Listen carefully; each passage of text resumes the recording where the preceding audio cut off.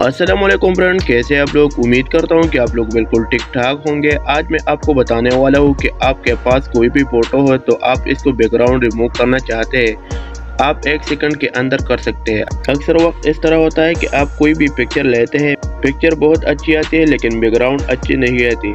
अगर आप इसको रिमूव करना चाहते हैं और अलग से बैकग्राउंड लगाना चाहते हैं तो आप लगा सकते हैं। वीडियो स्टार्ट करने से पहले वीडियो को लाइक करें, शेयर करें और साथ में चैनल को भी सब्सक्राइब करें।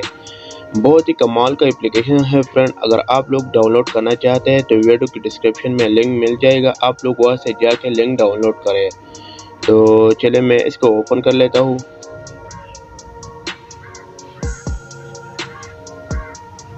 एप्लीकेशन को ओपन करने के बाद यहाँ पर अपलोड इमेज पर क्लिक करना है। अपलोड इमेज पर क्लिक करने के बाद यहाँ पर गैलरी से एक पिक्चर लेना है। गैलरी से पिक्चर लेने के बाद यहाँ पर मेरा फोटो अपलोड हो रहा है।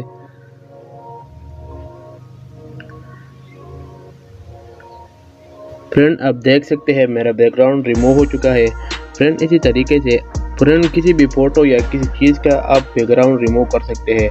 फ्रेंड अगर वीडियो अच्छी लगी वीडियो को लाइक करें, शेयर करें और साथ में चैनल को भी सब्सक्राइब करें।